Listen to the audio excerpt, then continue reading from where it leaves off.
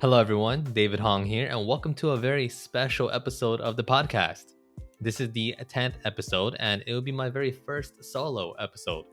Solo because I have some very important news I want to share. As you all probably know by the episode title, there's going to be a slight pivot with the way I'm structuring and organizing this podcast based on the feedback I've gotten and also what I think is right.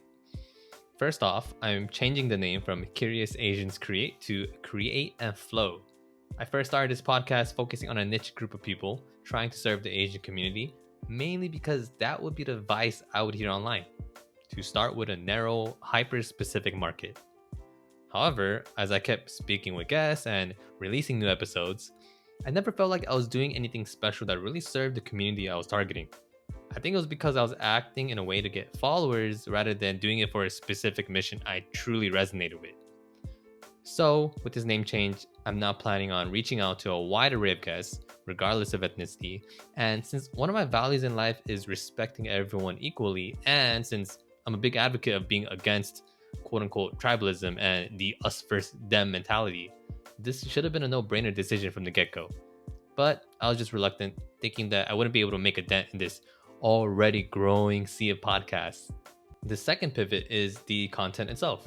Although I'll have guests here and there where we'll discuss creativity and self improvement, I'll mainly be speaking with a recurring guest, my friend Will Akana. If you don't know Will, he's an actor and voice actor who I've had on as a guest before. We'll be getting together every week to share our journey as creatives. We're going to dive deep on lessons we've learned recently, the books we've read, the screw ups we made, and share meaningful stories. And we might have some Q&A questions along the way as well.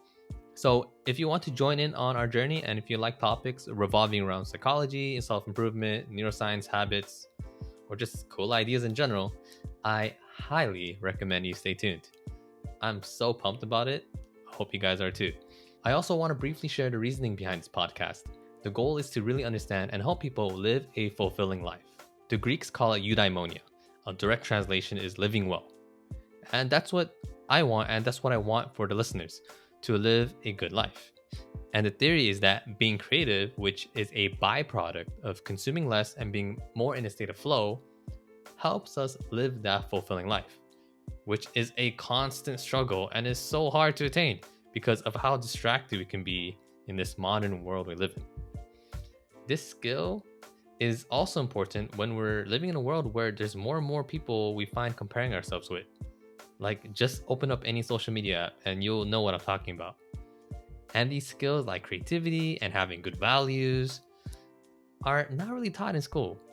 And the second part is, if we don't learn these skills, even though I think we're all priceless and irreplaceable human beings, society might not see us that way. They might see us as irrelevant. Sad to say. Let me tell you what I mean from both the job market perspective and in normal everyday life perspective. In the job market, with technology like AI already automating the work we do, how do you make yourself stand out with the growing number of competitors looking to do the same role? You got to be creative to stand out. In normal everyday life, even though you may be a loving and creative person in spirit, if you don't have a way to bring value to others, people just don't treat you the same way. For example, if we don't learn how to be a fun and grateful / appreciative human being, or if we don't learn to be creative with the way we show our kindness and love for others, people will want to spend less time with us and more with others who can bring those qualities to the table. And it's nothing personal, it's just the way we're wired as human beings. It's human nature. It's natural for us to want to spend time with others who make us feel good about ourselves. And we naturally want to avoid people who bring us down. But going back, the cool part is we can learn. We can learn to get good. We can learn to be so good at our craft and so good at being a loving and helpful human being that people can't ignore us. And that's what I want to help people with, learning to be irreplaceable. And that's where curiosity and creativity come in. They simply bring out more of who we already are. So while me and Will share our journeys, I hope I can speak with modern creatives who somehow managed to learn these skills, or at least are a little further ahead of us in that craft and are willing to share their process. And I think it's important to have these different guests because they bring out a fresh perspective on an idea or group of ideas that are timeless. For example, let's look at the stand-up comedian Jerry Seinfeld. He is regarded as one of the top 100 comedians of all time by Comedy Central and according to Forbes magazine. He reached his peak in earnings when he made $267 million in 1998. And yes, that was in 1 year.